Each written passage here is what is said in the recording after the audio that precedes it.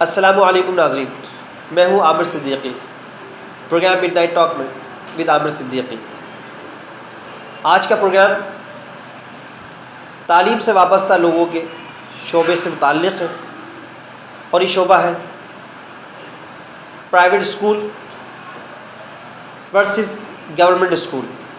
اس programme کا بنیادی مقصد یہ ہے کہ ہم پاکستان کے 70-72 سال کی تاریخ کو اٹھا کر دیکھیں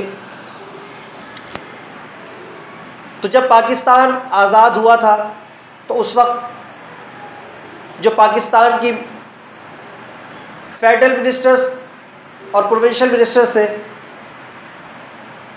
ان کی کیا ترجیحات تھی تعلیم کے حوالے سے، اور پھر 70-72 سالوں کے دوران وہ کون سے ایسے اقدام یا وہ کون سے ایسے رویے اختیار کیے گئے جس کی وجہ سے تعلیم کا شعبہ دن بدن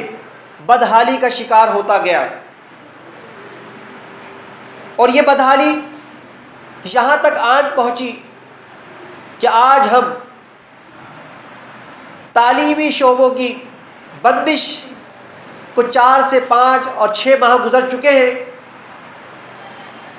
اور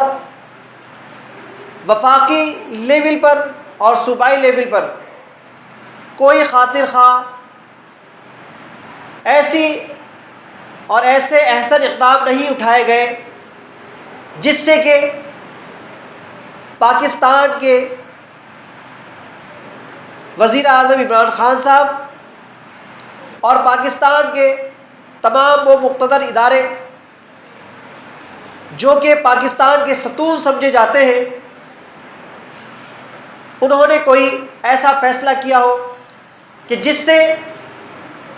تعلیمی شعبوں کی ان بندش پر کوئی حتمی طور پہ فیصلہ کیا جاتا، بلکہ مزید یہ کہا گیا کہ کرونا وبا کے دوران یہ بندش مسلسل 6 سے 7 ماہ مزید رہے گی، تو یہ انتہائی غیر ذمہ دارانہ بیان ہے۔ ہم اس پروگرام کے تحت پرائیویٹ اسکول کے مثبت چہرے کو سامنے لانا چاہتے ہیں، اور اساتذہ اکرام کے حوالے سے جو متعفرانہ اور اساتذہ اکرام کے حوالے سے جو ایسے اقدام اٹھائے گئے جس کی وجہ سے معاشرے میں کچھ ایسی باتوں کو پروان چڑھایا گیا جس سے والدین اور طالب علم ساتھی اور ایسے بے علم لوگ جن کو علم کے حوالے سے کوئی شغف حاصل نہیں، لیکن پھر بھی وہ اساتذہ اکرام پر ڈائریکٹلی اور انڈائریکٹلی تنقید کرتے ہوئے پائے جاتے ہیں۔ آج کے اس پروگرام میں ہم نے سینئر تجزیہ کار نازیہ علی کو دعوت دی ہے تاکہ وہ تعلیم کے حوالے سے ایسی باتیں بتا سکیں جس سے معاشرے میں اس شعبے کا مثبت چہرہ سامنے آ سکے۔ السلام علیکم نازیہ علی صاحبہ، کیسی ہیں آپ؟ وعلیکم السلام عامر اور تمام ناظرین کو۔ نازیہ علی صاحبہ، جیسے کہ آپ کے علم میں آ چکا ہے کہ آج کا پروگرام ایجوکیشن سے وابستہ لوگوں کے حوالے سے ہے۔ اگر ہم غور کریں قائد اعظم کے حوالے سے، 1947 میں جب قائد اعظم نے پاکستان بنایا اور آج 2020 میں بیٹھے ہوئے، کیا یہ وہی قائد اعظم کا پاکستان ہے جس میں قائد اعظم نے ہمیشہ سے طالب علم ساتھیوں سے مخاطب ہو کے کہا کہ نوجوان نسل پاکستان کا مستقبل ہے، اور ہمیشہ سے قائد اعظم نوجوان کو فخر پاکستان کہا کرتے تھے، اور ایجوکیشن کے حوالے سے انہوں نے کئی جگہوں پر بڑے بڑے اقوال ان کے موجود ہیں، جس میں سے ایک مشہور قول education is the matter of life and death, اگر ہم اس قول کا بغور جائزہ لیں تو تعلیم دراصل زندگی اور موت کا مسئلہ ہے. لیکن نازیہ علی صاحبہ، پاکستان میں اس کے برخلاف کام ہوا. اگر ایجوکیشن پر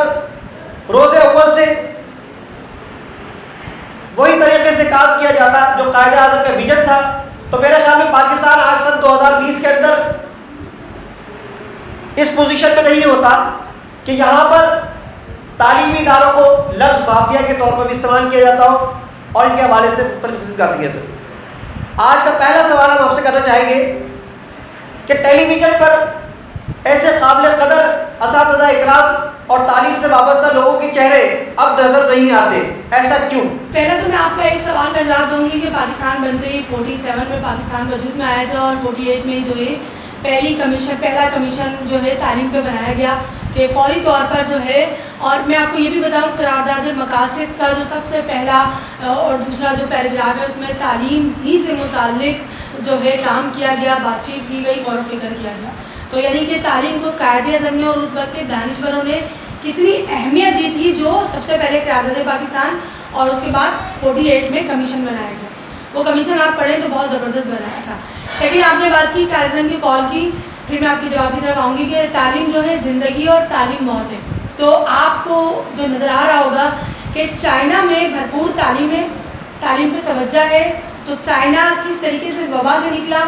ٹھیک ہے، اور اس کے برعکس سپر پاور امریکہ کہاں کھڑا ہے، کیونکہ ان کے پاس شاید تعلیم کا وہ پیمانہ نہیں ہے. سیکنڈلی بات کروں گی میں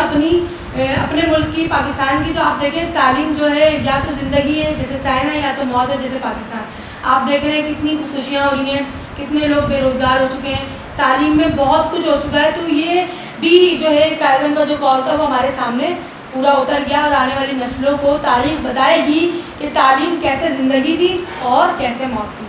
دوسرا آپ کا سوال ہے ٹی وی پر جو ہے آپ دانشور نظر نہیں آتے. سب سے پہلا سوال تو آپ کا جو ہے وہ بہت اچھا ہے، لیکن آپ تھوڑا سوچیں کہ جب تک کہ ہماری عوام پڑھی لکھی نہیں ہوگی، ان کو تعلیم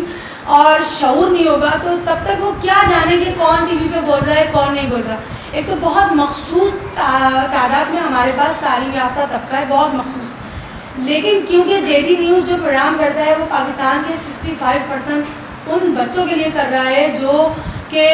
ایک غریب مڈل کلاس ہے، کیونکہ ہمارا ملک ہی ایگریکلچر غریب ایک ملک ہے ایک.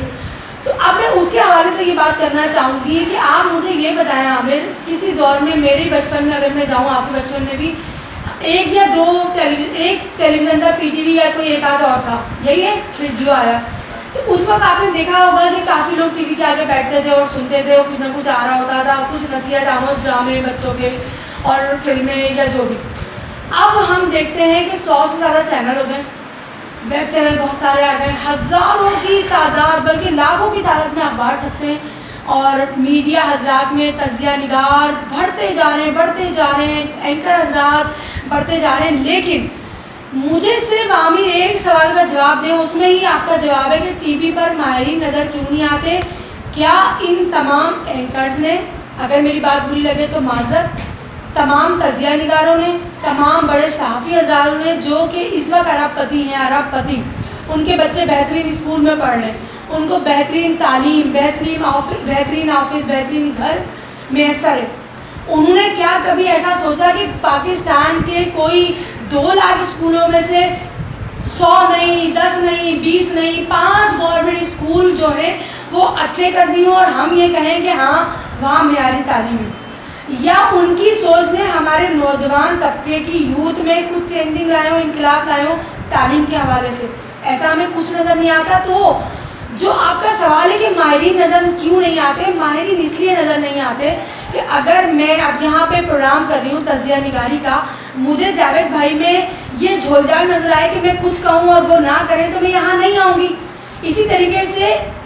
جو لوگ ماہرین تھے وہ آئے، انہوں نے کتابیں پبلش کری، انہوں نے لکھا، انہوں نے پبلش پیپر دیے، انہوں نے ریسرچ کری، انہوں نے نظریات دیے مختلف ادوار میں مختلف ایجوکیشن منسٹر کو، گورنمنٹ کو، کہ اس طریقے سے ہم تعلیم کے نظام کو بہتر کر سکتے ہیں. لیکن وہ لائبریری میں رکھ دیے گئے، وہ پالیسیوں میں رکھ دیے گئے اور وہ بن گئے کتابوں کا حصہ. تو اب وہ لوگ اس لیے آپ کو نظر نہیں آتے کہ اب وہ آئیں گے، ان کا مقصد پورا نہیں ہوتا نا. تعلیم وہیں کھڑی ہے، لاشعوری وہیں کھڑی ہے، تعلیم کا کوئی پیمانہ نہیں ہے. تو اب ہمیں حضرات تو بہت نظر آتے ہیں لیکن تعلیم یافتہ حضرات نظر نہیں آتے اور ان کا کوئی کام نظر بھی نہیں آتا جو ہمیں حالات حاضرہ اپنے ملک کا نظر آتا ہے، اسٹرکچر نظر آتا ہے. جی نازیہ علی صاحبہ، ٹھیک آپ نے صحیح کہا کہ ٹیلی ویژن پہ ہمیں وہ رائٹرز، وہ مصنف بھی نظر نہیں آتے جو ٹیلی ویژن پر ایک زمانے میں پی ٹی وی کے پروگرام میں بہت بڑے بڑے تعلیم سے وابستہ پروگرام لکھا کرتے تھے، اور آج وہ منظر سے بالکل بہت دور چلے گئے ہیں. اب اس کی کیا وجوہات ہیں، اس پر تو ہمارے تعلیمی ادارے جو اس کو دیکھتے ہیں ان کو سوچنا چاہیے